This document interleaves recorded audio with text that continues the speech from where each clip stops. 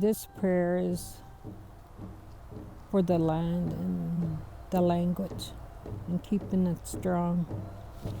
Tal kukpi yois kukchacham te kakchacham te sumak yois kukstakuk te skaktakuk te Secwepemcul'ecw achway te stem nai achbuch te kustakuk achkaktakuk te sat achams al gegoed was chuet te Secwepem al waltenskuk.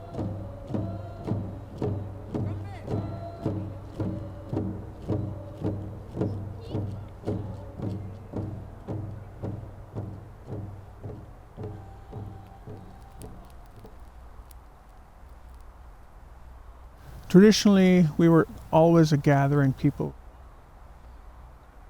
We always came together, and we always had this love for each other, and we always supported one another.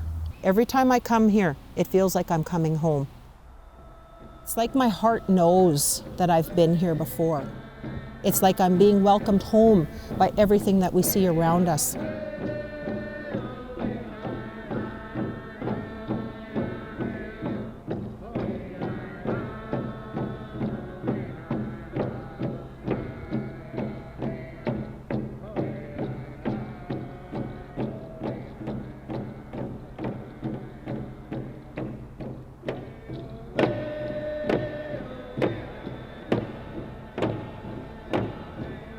The blood of our people is 10,000 years of living on this land. It's a place that people don't think is Secwepemcul'ecw, but it is a part of our territory, and I think we're coming back here to honor our ancestors that we're from here, and the fact that we've never left this area. We were forcibly marched out of here in the 1900s.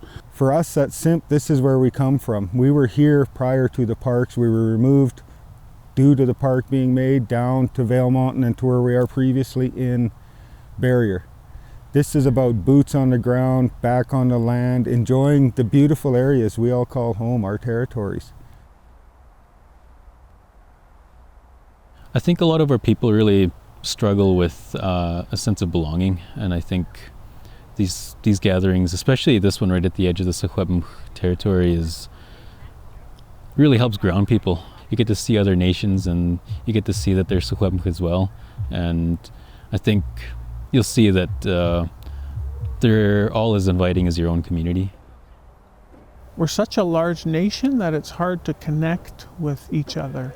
But having these gatherings, we're able to make friends, reach out to other communities, and so we're getting that sense of unity, family to family.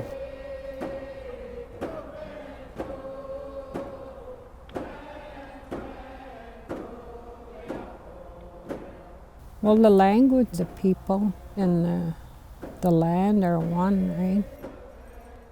Secwepemc Nation is recognized by the language they speak.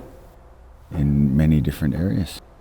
Our words are the same, and that just ties us to being Kalmuch. This is Kalmulchum. It means this is the Indian land, and the language ties us to that. When we breathe life and put our language back on the land, it grows. There's a pride of who I am and where I belong to that piece of Mother Earth. Our language is our survival. Everything of who we are as a Secwepemc people is embedded in the language, and it's embedded in our DNA and in our blood. And that's why elders that haven't spoken for a while, if they start speaking it, they start remembering, because their body memory and everything that they have in them starts to remember. And the young people that have never heard it, it's still in their blood, and they pick it up really quickly because it's part of who they are. I think it's important to learn our language because it's something we've kind of lost, and we're like slowly gaining it back. And it was like, it's a part of us, but we don't realize it yet.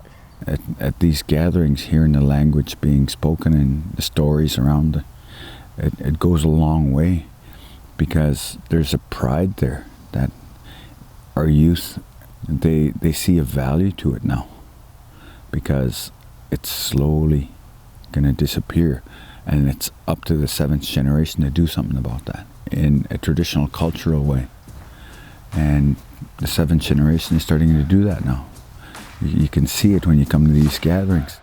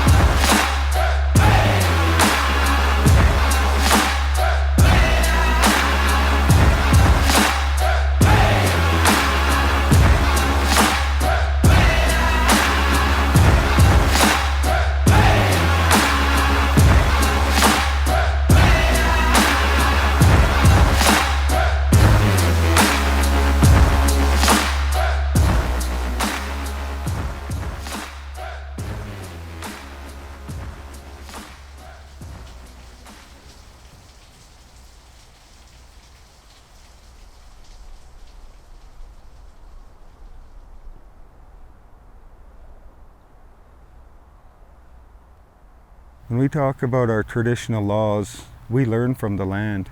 It teaches us everything you know. It supplies us with our medicines. It supplies us with our food.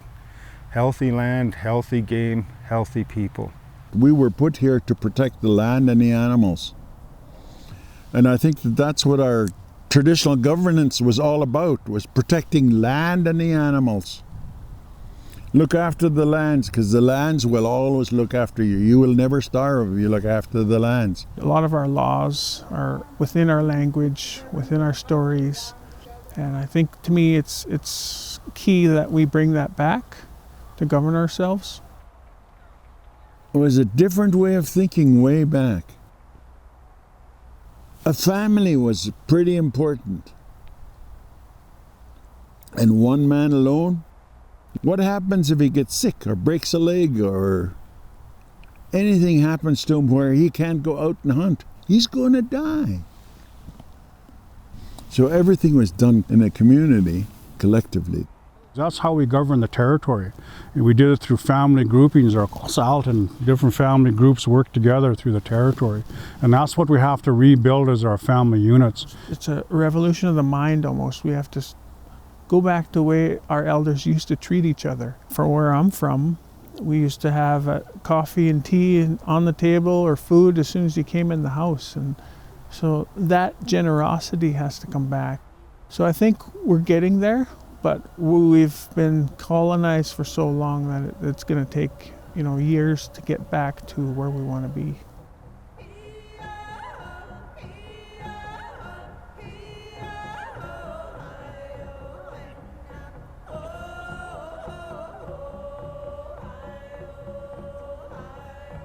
As a Secwepemc people, we have so much strength. We have people with so many different gifts. I think we have to really know and understand to honor the gifts that everybody brings to the nation. Whether they're, a young child or whether the oldest person in the community, everybody has a gift to offer. And once we start honoring those gifts, we'll see the nation rise up again.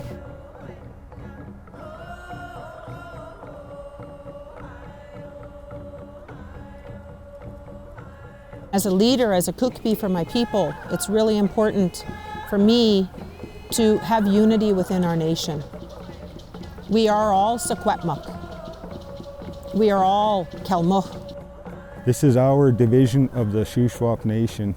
We're the caretakers of this area. We want to share with our own people. We want them to be part of this with us.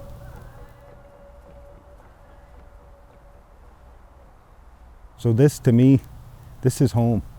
Not our reserves we're set at now. That's where we are now. This out here is where we come from. It's been prophesied, as long as the water flows, the wind blows, the grass grows, you're in Secwepemcul'ecw. And how do we explain that to the next generation?